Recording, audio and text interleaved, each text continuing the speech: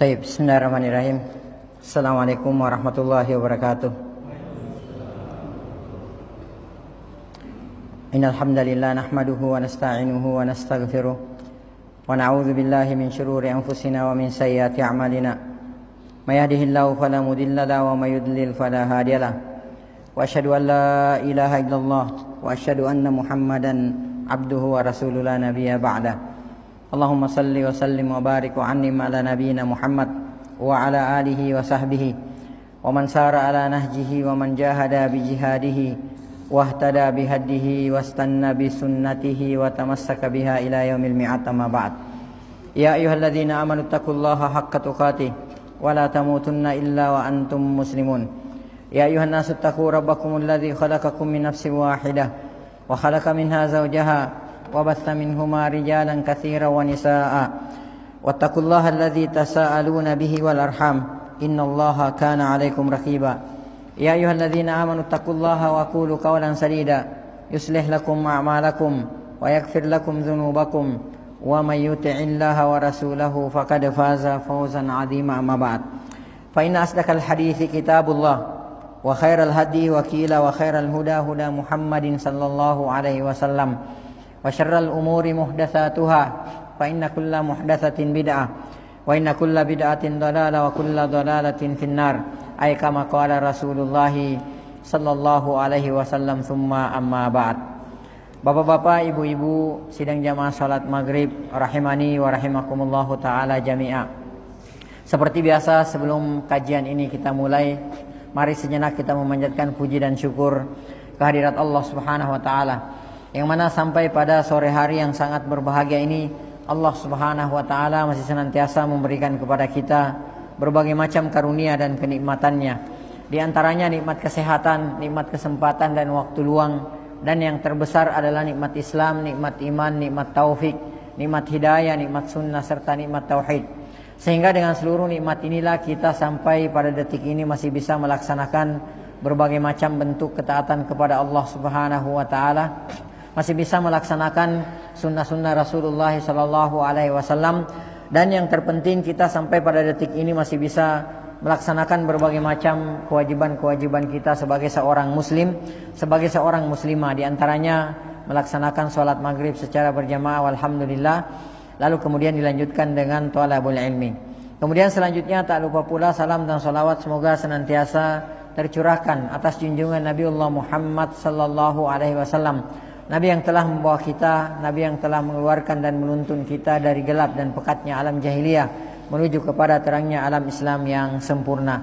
Bapak dan Ibu sidang jamaah salat maghrib, a'azzani Allahu wa iyyakum. Insyaallah taala atas izin pertolongan taufik dari Allah Subhanahu wa taala, maka pada malam hari yang sangat berbahagia ini, di tempat yang insyaallah diberkahi oleh Allah taala ini, kita akan kembali melanjutkan pembacaan kitab Syama'ilun Nabi atau Asy-Syama'il Al-Muhammadiyah, buah karya dari Al-Imam Al-Hafidh Muhammad bin Isa bin Saura bin Musa bin Ad-Dhahhak At-Tirmidzi, atau beliau diberikan kunya Abu Isa rahimahullahu taala rahmatan wasi'ah.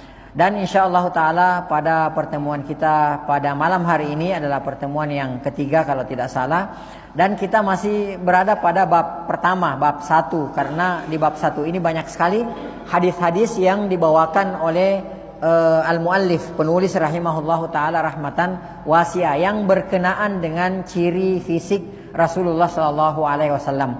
Maka pada malam hari yang sangat berbahagia ini kita masih berada pada bab 1, bab ma jaa fi khalqi Rasulillah sallallahu alaihi wasallam, bab tentang sifat jasmani atau fisik Rasulullah sallallahu alaihi wasallam. Dan insyaallah taala pada malam hari ini kita memasuki hadis yang ketiga yang dibawakan oleh al-muallif atau penulis rahimahullahu taala rahmatan wasi'ah. Baik, hadis yang ketiga, haddatsana qala al-muallif, berkata al-muallif rahimahullahu taala, haddatsana Muhammad bin Bashar, telah menceritakan kepada kami Muhammad bin Bashar. Qala, beliau berkata, haddatsana Muhammad bin Ja'far, telah menceritakan kepada kami Ja'far bin Muhammad.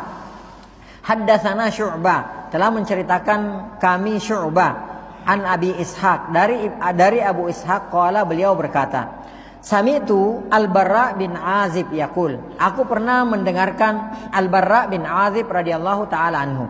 Al-Barra bin Azib adalah merupakan salah seorang sahabat mulia, sahabat Rasulullah sallallahu alaihi wasallam. Jadi beliau yang menceritakan hadis ini kepada Abu Ishaq rahimahullahu taala. Jadi Abu Ishaq rahimahullahu taala berkata, Sami'tu Al-Barra bin Azib yaqul, aku pernah mendengarkan Al-Barra bin Azib radhiyallahu taala anhu berkata. Jadi beliau menceritakan, mensifatkan Rasulullah, ciri fisiknya Rasulullah sallallahu alaihi wasallam. Tapi beliau mengatakan, karena Rasulullah sallallahu alaihi wasallam adalah Rasulullah sallallahu alaihi wasallam rajulan marbu'an, seorang yang berpostur ideal atau proporsional. Artinya fisiknya, badannya Rasulullah sallallahu alaihi wasallam itu ideal sekali, ya, proporsional. Ya, sudah kita terangkan pada pertemuan yang telah lalu bahwa Rasulullah sallallahu alaihi wasallam tidak tinggi jangkung, tidak tinggi sekali, juga ya walal qasir walaisa bil qasir. Rasulullah sallallahu alaihi wasallam juga tidak pendek. Ya, jadi antara ya sedang, ya. Rasulullah tidak terlalu tinggi dan tidak pendek. Ya, akan tetapi lebih mendekati kepada Rasulullah SAW itu tinggi. Ya. Nah, di sini ya beliau mengatakan karena Rasulullah SAW rajulan marbu'an. Rajulan marbu'an artinya seorang yang berpostur ideal atau proporsional. Kalau misalnya kita baca rajulan marbu'an, kalau kita baca rajulan, ya jimnya pakai fathah, rajulan, maka itu artinya mensifatkan ya jasmaninya Rasulullah SAW. Jadi beliau itu adalah seorang yang berpostur ideal atau proporsional. Akan tetapi kalau kita baca di sini rajilan, ya rajilan marbu'an atau rajila sya'ri. Jadi kita terjemahkan rajilan kalau dengan jimnya di kasrah di sini, ya baris bawah itu rajilan, maka artinya rambutnya rambut Rasulullah SAW itu tidak lurus kaku dan tidak keriting, ya. Itu maknanya di sini. Dan dua-duanya betul. Jadi dibaca rajulan marbu'an atau dibaca rajilan marbu'an. Makanya kalau di terjemahan Bapak dan Ibu mungkin temukan bahwa di terjemahan itu biasanya adalah Rasulullah SAW seorang yang berpostur ideal atau proporsional dan rambutnya itu ikal. Ya, seperti itu. Karena memang dua-duanya bisa, benar. Bisa kita baca rajilan marbu'an. Kalau kita baca rajilan marbu'an, ya rambut Rasulullah SAW ikal gitu kan, seperti itu, tidak keriting dan tidak lurus kaku seperti itu. Kemudian postur tubuhnya ideal atau postur tubuhnya Rasulullah SAW proporsional. Jadi dua-duanya bisa dibaca. Kita bisa baca rajilan marbu'an atau bisa dibaca rajulan marbu'an, dan dua-duanya betul insyaallah. Taib, Allah taala alam bisawab. Taib, kemudian ya Al-Barra bin Azib radhiyallahu taala anhu kemudian mengatakan ba'idu ma baina mankibai. Ya, jadi kedua bahu Rasulullah sallallahu alaihi wasallam itu saling berjauhan. Ya, kalau kayak kita kan dekat nih. Ya, ringkih kita ya. Kalau beliau berjauhan, artinya ya dada Rasulullah sallallahu alaihi wasallam itu bidang. Ya, jadi masya Allah. Ya, jadi Rasulullah itu tidak kayak kita sekarang, ada yang setiap sore ke gym ya, sampai lupa sholat maghrib, sholat isya gitu kan. Tapi badannya nggak gede-gede ya. Ada yang butuh perjuangan sampai berapa tahun gitu kan, dengan telur setiap harinya 10 biji, 20 biji gitu kan. Tapi badannya nggak gede-gede. Ini Rasulullah dari sononya seperti ini, diberikan oleh Allah Subhanahu wa taala. Ya, jadi masya Allah. Jadi ba'idu ma baina mankibai. Jadi ini berjauhan bahunya Rasulullah SAW. Artinya dadanya Rasulullah SAW itu bidang, ya, sallallahu alaihi wasallam.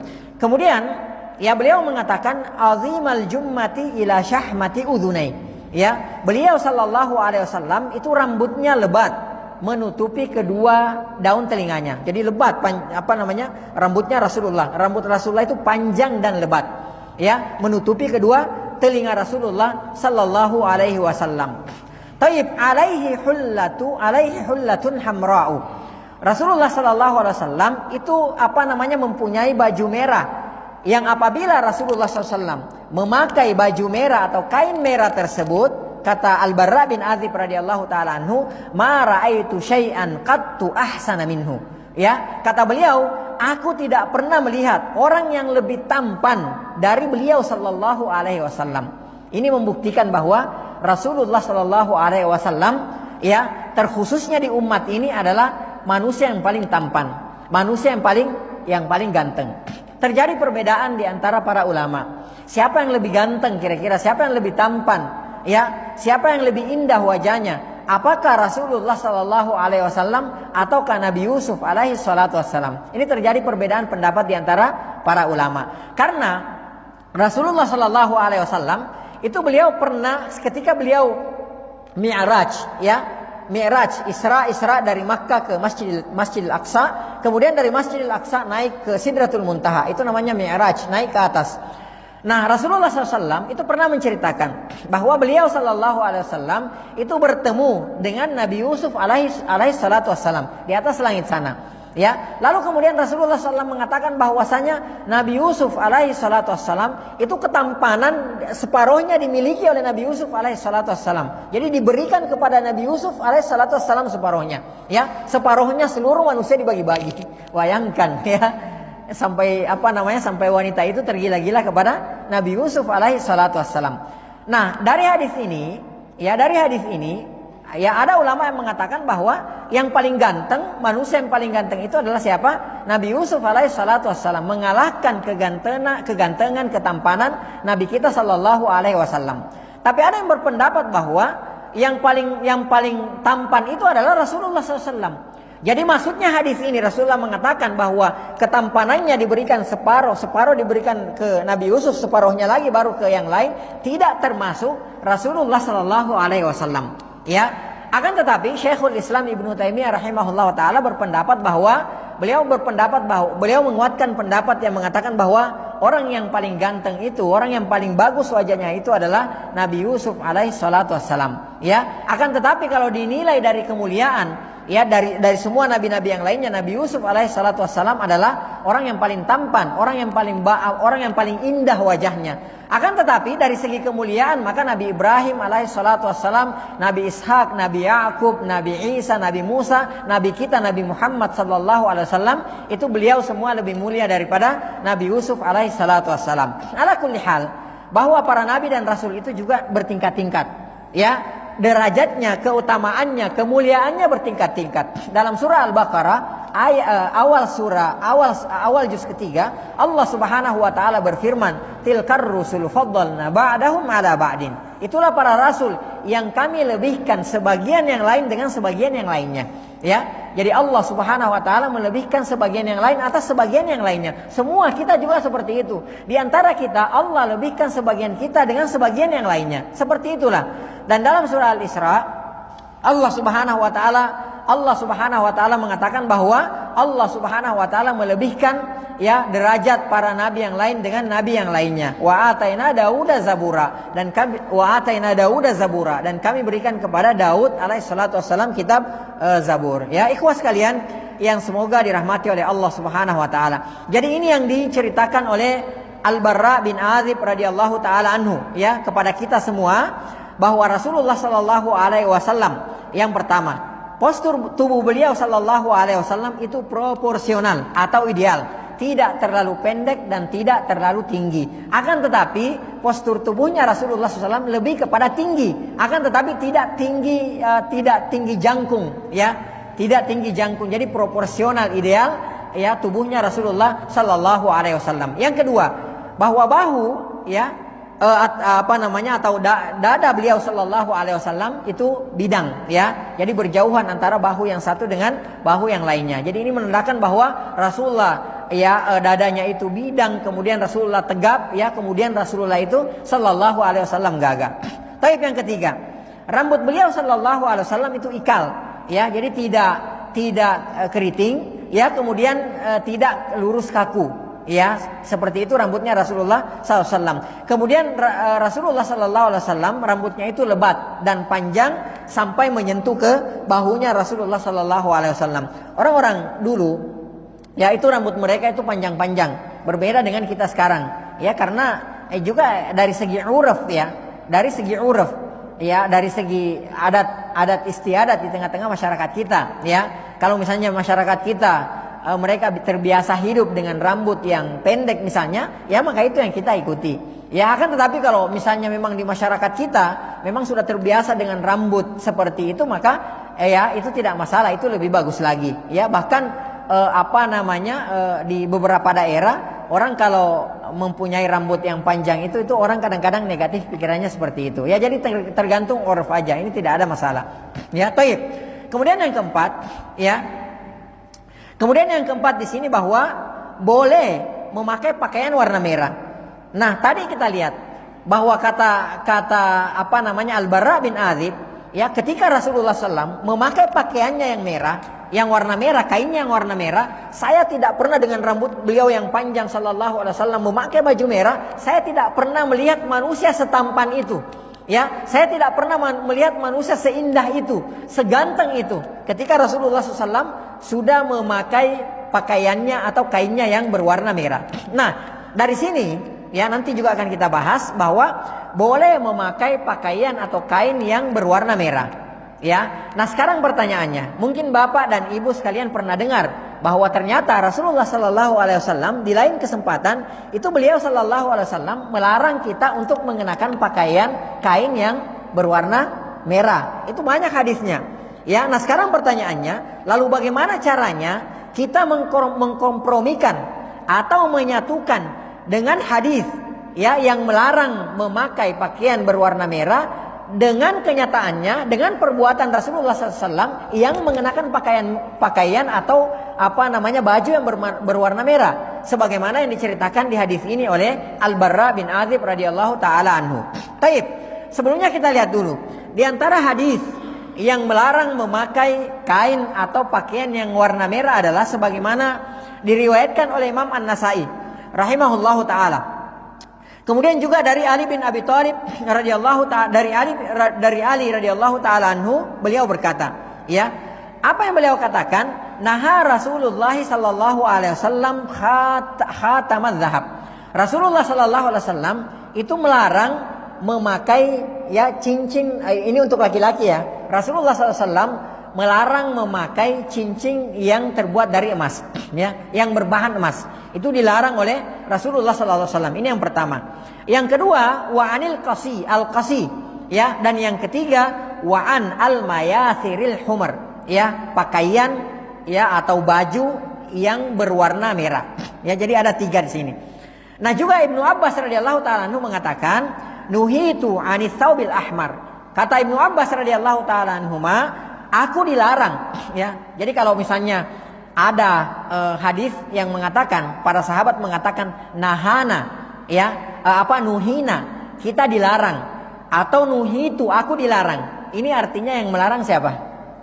Yang melarang Rasulullah SAW. Ya, pokoknya kalau bapak dan ibu menemukan hadis, ya sahabat mengatakan nuhina, kami dilarang, gitu kan? Atau nuhitu, aku dilarang. Atau manusia dilarang pada saat itu, maka itu artinya yang melarang adalah Rasulullah Sallallahu Alaihi Wasallam. Ya, nah Ibnu Abbas radhiyallahu taala anhu berkata, nuhitu anis tsaubil ahmar. Aku, kata beliau, dilarang mengenakan pakaian atau kain yang berwarna merah.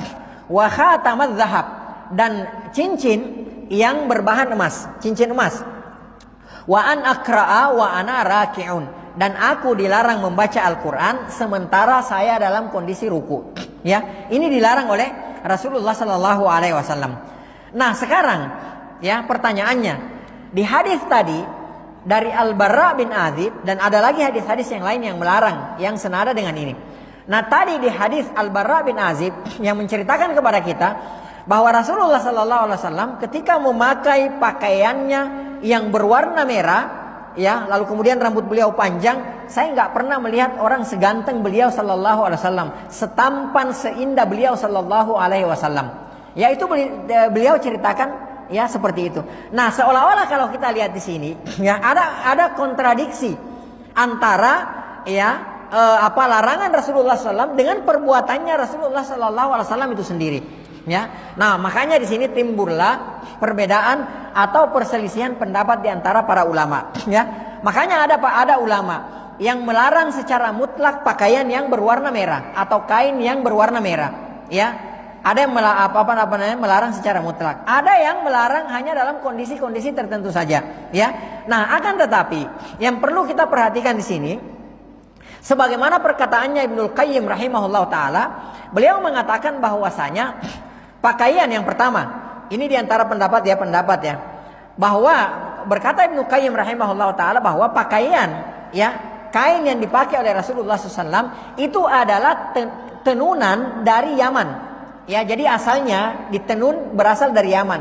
Sementara kata Ibnul Qayyim rahimahullah taala, kain yang datang dari ditenun di Yaman itu yang datang diimpor dari Yaman, ya. Kalau itu warna merah, maka itu hanya motif saja. Jadi bukan 100% warnanya warna merah, afwan. Ya, seperti mungkin yang antum pakai Bapak di sana, ya itu kan semua semua merah.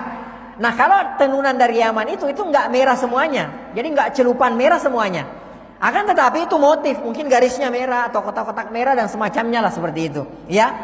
Ini diantara pendapat yang dikuatkan oleh para ulama, bahwa yang dikenakan oleh Rasulullah pertama, pakaian merah yang dikenakan oleh Rasulullah SAW pada saat itu adalah motif-motifnya merah atau garis-garisnya merah. Sementara yang dilarang oleh Rasulullah SAW adalah kain yang betul-betul celupannya itu warna merah, total semuanya merah, ya, semuanya warna merah. Jadi kalau misalnya ini semuanya warna merah, ya, benangnya merah, ininya merah, semua pokoknya intinya merah, ya. Sementara yang dikenakan oleh Rasulullah adalah kain yang tenunan dari Yaman, dan dikenal bahwa kain yang dari Yaman itu yang ditenun di Yaman itu motifnya saja yang merah, bukan totalnya warnanya yang warna merah. Ini yang pertama. Yang kedua, ya, bahwa larangan Rasulullah SAW, karena begini, sebelumnya ada kaidah yang mengatakan, ya, al aslu fin nahi at-tahrim. Itu kaidah. Ya, al aslu fin nahi at-tahrim. Asal setiap larangan itu menunjukkan kepada apa? Menunjukkan kepada apa? Asal larangan itu menunjukkan kepada apa? Menunjukkan kepada haramnya. Itu asalnya. Jadi semua larangan asalnya, semua larangan itu haram. Ya. Jadi kalau Rasulullah mengatakan jangan itu asalnya haram. Ya. Illa ma dalla dalilu ala khilafi. Kecuali jika ada dalil yang datang memalingkan bahwa larangan ini sifatnya bukan haram, hanyalah merupakan apa? Makruh, gitu kan, seperti itu. Nah, di sini para ulama mengatakan, ya, Rasulullah SAW memakai pakaian ya betul-betul warna merah, ya. Akan tetapi Rasulullah SAW ketika memakai pakaian warna merah ini namanya litashri', ya. Ini namanya litashri'. Dan Rasulullah SAW tentu diberikan ganjaran oleh Allah Subhanahu Wa Taala karena ini namanya litashri', untuk pensyariatan. Maknanya apa?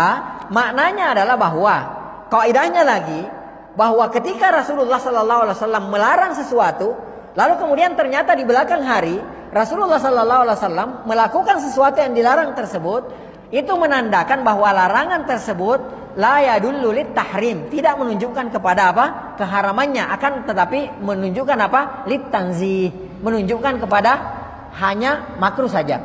Ya. Nah, seperti inilah yang yang terjadi kepada Rasulullah SAW. Nah, ini menunjukkan bahwa larangan, kata para ulama, dan ini pendapat di antara pendapat yang paling kuat di samping tadi yang disebutkan oleh Ibnul Qayyim, ya, kemudian pendapat ini, ya, bahwa larangan ini bukan bersifat haram. Ya, artinya ketika kita memakai warna merah semuanya kita tidak berdosa.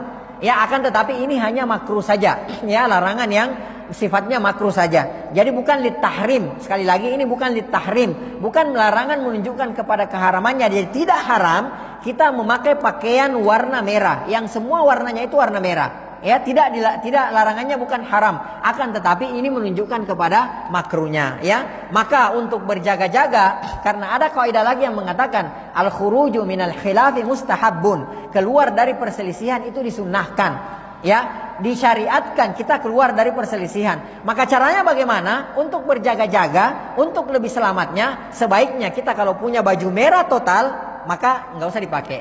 Ya, beda kalau misalnya itu motif-motif, ya, tidak ada masalah. Apakah kotak-kotak merah atau warna hitam kotak-kotak merah atau warna merah tapi kotak-kotak hitam, insya Allah itu tidak ada masalah. Kalau itu selamat. Akan tetapi yang diperbincangkan di sini yang betul-betul 100% warna merah. Celupannya itu adalah celupan warna merah. Taib. Ya, jadi ini diantara pembahasannya, ya. Ketika Rasulullah SAW mengenakan pakaian kain merah, Sementara ya ternyata di momen yang lain Rasulullah Shallallahu Alaihi Wasallam melarang untuk mengenakan pakaian yang berwarna merah atau kain yang berwarna merah. Taib yang kelima, Rasulullah Shallallahu Alaihi Wasallam ya adalah orang yang paling tampan. Ya, Rasulullah Shallallahu Alaihi Wasallam adalah orang yang paling ganteng. Tidak ada yang mengalahkan kegantengan, ketampanan, keindahan wajahnya Rasulullah Shallallahu Alaihi Wasallam. Ya, bahkan nanti di hadisnya Ali bin Abi Thalib, beliau mengatakan, saya nggak pernah melihat sebelumnya dan saya nggak pernah melihat setelahnya.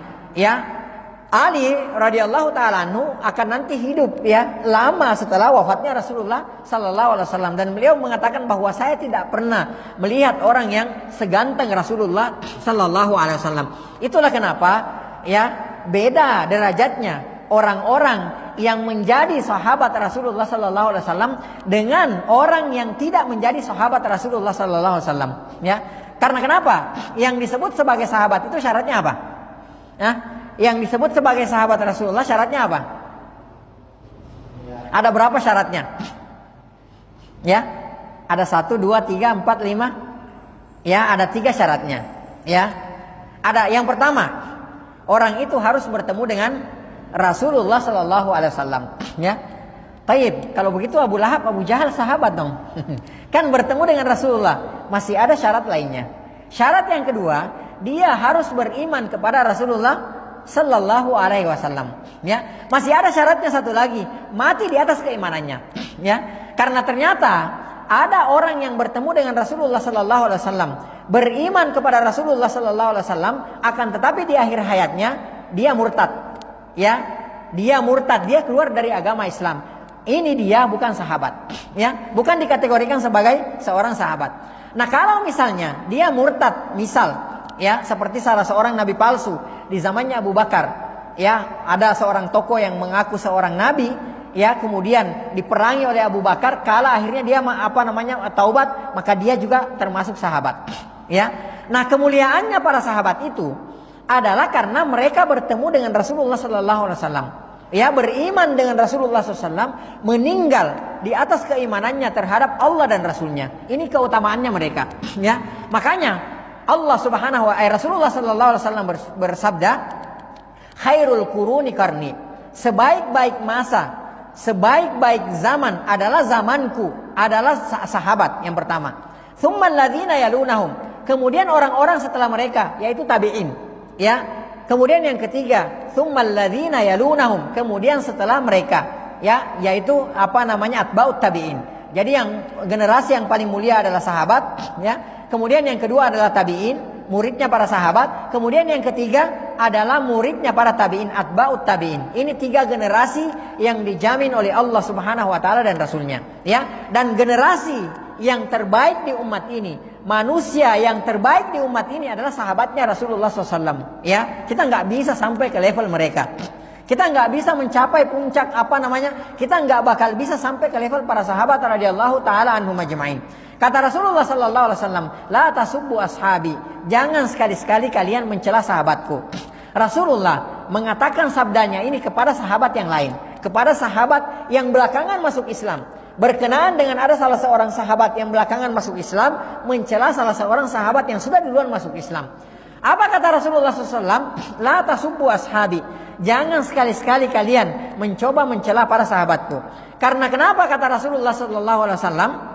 Ya, kata Rasulullah, lau anfaqta, andai salah seorang di antara kalian menginfakkan emas sebesar gunung Uhud. Bayangkan, gunung Uhud itu panjangnya, bentangan panjangnya itu sekitar 7-8 kilo. Kemudian bentangan lebarnya gunung Uhud itu sekitar 2-3 kilo. Ya, tingginya itu mungkin sekitar 200 meter. Kata Rasulullah, andai kalian menginfakkan emas sebesar gunung Uhud, andai, tapi ini kan nggak ada yang bisa. Ya, 2 kilo emas saja mungkin nggak ada di antara kita yang pernah menginfakkan emas 2 kilo. Ini kata Rasulullah, andai ada di antara kalian yang bisa menginfakkan emas sebesar gunung Uhud, maka kalian tidak akan bisa mengalahkan infaknya para sahabatku, walaupun dengan infaknya mereka segenggam gandum, bahkan wala nasifahu, tidak separuhnya, kata Rasulullah Sallallahu Alaihi Wasallam. Ya, maka alangkah kurang ngajarnya, alangkah terlaknatnya, alangkah lancangnya orang-orang yang datang belakangan lalu kemudian mereka berani mencela, mencaci maki, menjelek-jelekkan para sahabat radhiyallahu taala anhum ajmain. Maka di antara kewajiban kita, orang-orang yang datang belakangan ini, di antara kewajiban kita terhadap para sahabat adalah mencintai mereka, mendoakan mereka, ya, mendoakan mereka dengan keridhaan. Kita sebut nama mereka Abu Bakar As-Siddiq radhiyallahu taala anhu, Umar bin Khattab radhiyallahu taala anhu, Utsman bin Affan radhiyallahu taala anhu, Ali bin Abi Thalib radhiyallahu taala anhu, demikian seterusnya. Dan di antara kewajiban kita terhadap para sahabat adalah membela kehormatan mereka. Ya, karena kenapa? Sahabat ini, ya, sahabat adalah merupakan bagian dari akidah kita. Ya, bagian dari akidah kita. Makanya antum coba buka-buka kitab akidah para ulama, maka di dalamnya pasti ada bab tentang sahabat. Karena kenapa? Sahabat adalah merupakan bagian dari akidah kita. Kita tidak mungkin bisa tahu Islam, kita tidak mungkin bisa duduk di masjid ini, sholat maghrib, mengikuti ta'lim, ya, membaca Al-Quran dan lain sebagainya tanpa melalui para sahabat radhiyallahu taala anhum majma'in. Ya, jadi ini yang perlu kita ketahui. Jadi sahabat itu luar biasa, ya, bertemu langsung, melihat keindahan wajah Rasulullah, keindahan akhlak Rasulullah sallallahu alaihi wasallam. Dan tentu saja kita sebagai umatnya, walaupun kita tidak pernah bertemu dengan Rasulullah sallallahu alaihi wasallam, akan tetapi kita berharap, ya, bahwa Rasulullah sallallahu alaihi wasallam akan memberikan kepada kita syafaat atas izin Allah Subhanahu wa taala. Rasulullah sallallahu alaihi wasallam sudah menunggu kita di haudnya, di telaganya, kecuali karena akan ada orang-orang nanti yang akan diusir oleh Rasulullah sallallahu alaihi wasallam dari haudnya, dari telaganya. Siapa mereka itu? Yaitu mereka yang suka mengada-adakan perkara baru dalam agama kita ini. Mereka itulah orang-orang yang kelak akan diusir dari telaganya Rasulullah sallallahu alaihi wasallam. Taib. Jadi Anas radhiyallahu taala anhu berkata, ya, lam yab'atsillahu nabiyyan illa hasanas saut. Ya. Jadi tidaklah Allah Subhanahu wa taala mengutus seorang nabi pun illa hasanas saut, melainkan nabi tersebut pasti suaranya indah. Ya, ini diantara karakternya para nabi yang diutus oleh Allah Subhanahu wa taala. Seperti Nabi Daud alaihi salatu wassalam. Itu Masya Allah, ya, suaranya Nabi Daud itu sangat indah sekali. Ya, jadi sangat indah sekali. Intinya semua nabi itu, ya, suaranya, kata Anas bin Malik radhiyallahu taala anhu, beliau mengatakan tidaklah Allah mengutus seorang nabi pun kecuali pasti suara mereka itu indah. Yang pertama. Kemudian yang kedua, hasanal wajhi. Ya, pasti mukanya ganteng, ya, tampan. Jadi para nabi itu ganteng, tampan mukanya. Ya, semuanya, ya, tidak terkecuali.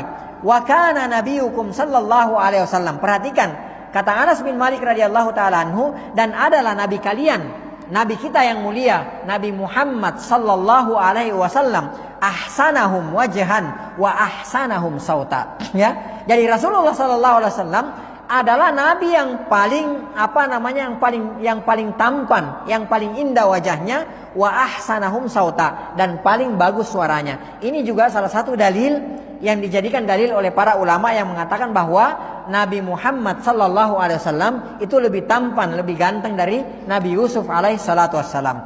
Taib, Bapak dan Ibu sidang jamaah salat maghrib yang semoga dirahmati oleh Allah Subhanahu wa taala. Kita masuk hadis yang keempat, ya.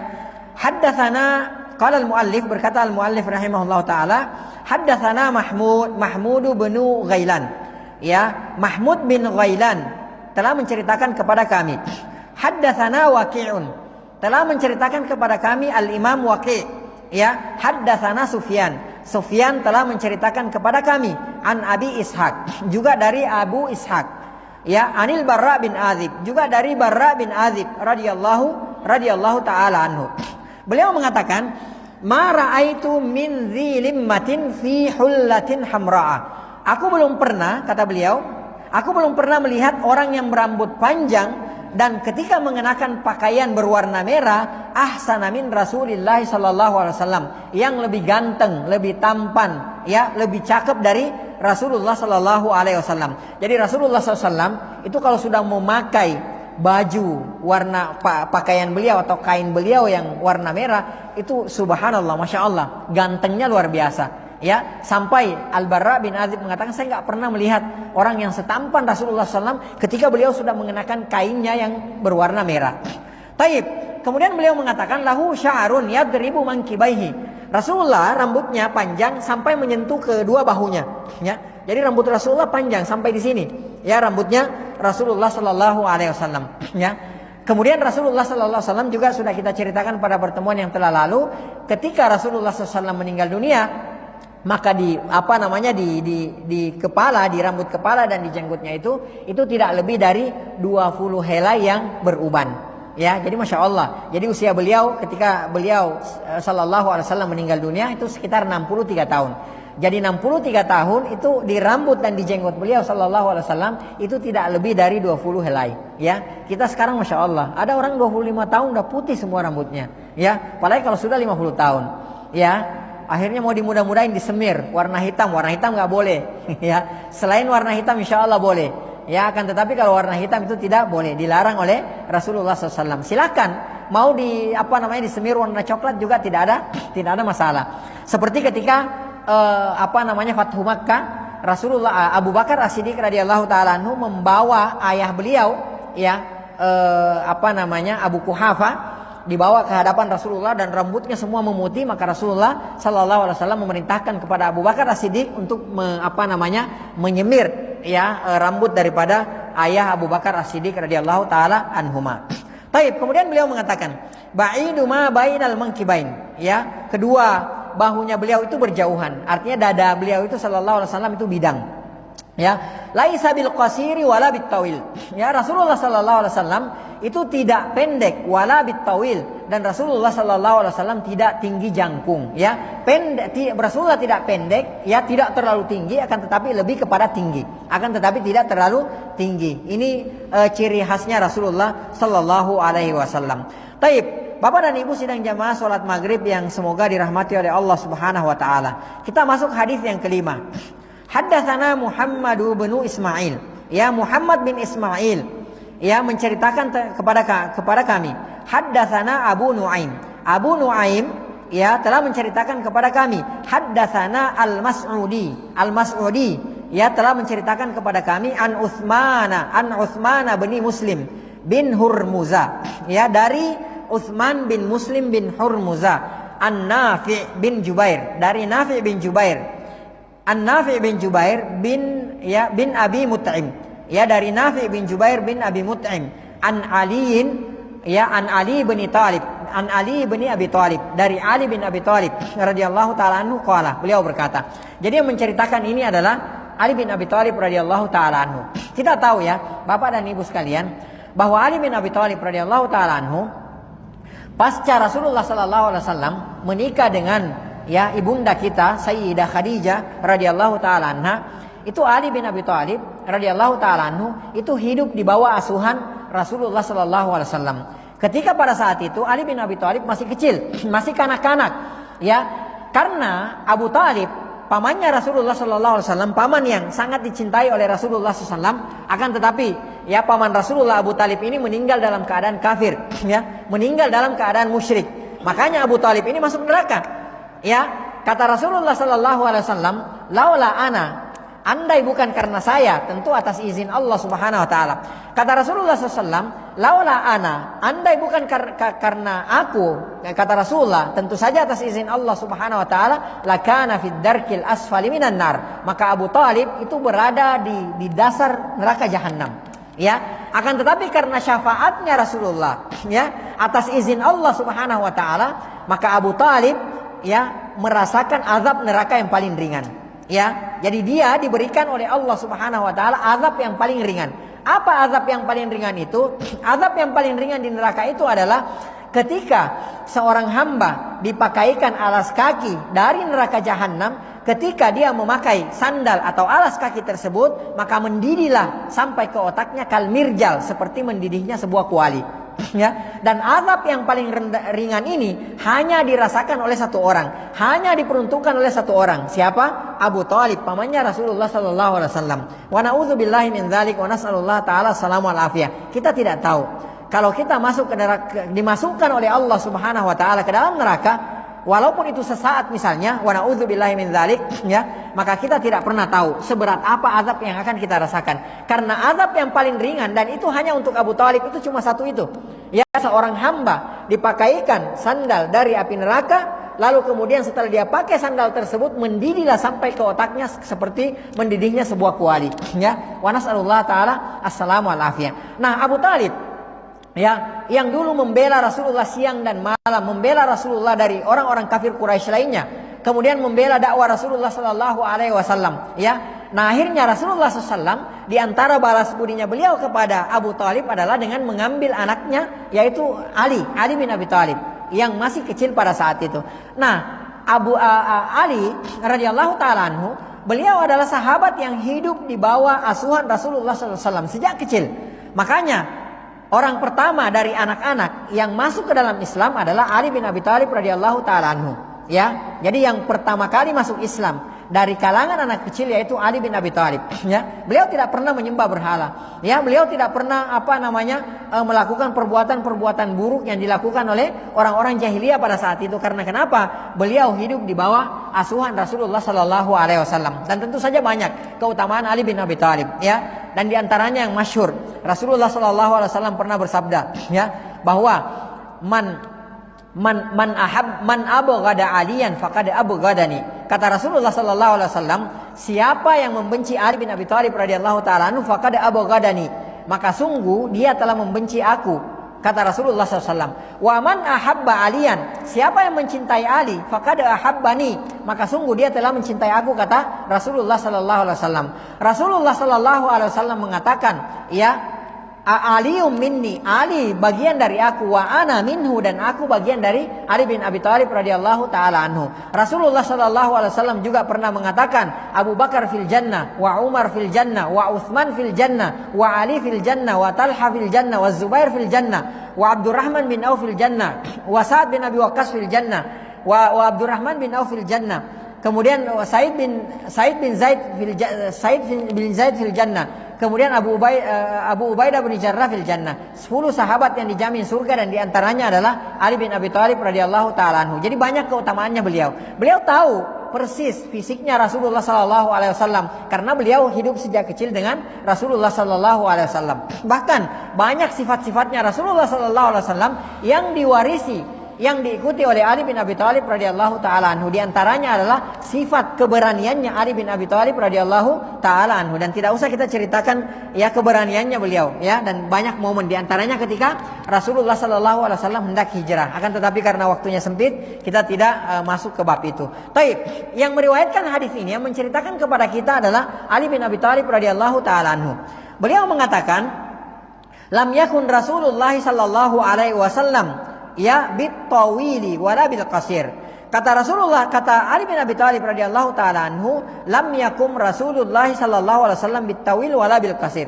Ya, dari Rasulullah sallallahu alaihi wasallam itu tidaklah tinggi, ya, tinggi yang sangat tinggi sekali, wala bil qasir, dan Rasulullah sallallahu alaihi wasallam juga tidak pendek. Wallahu taala alam bisawab. Kita azan isya dulu, setelah itu kita lanjutkan sebentar. Naam, wallahu taala alam.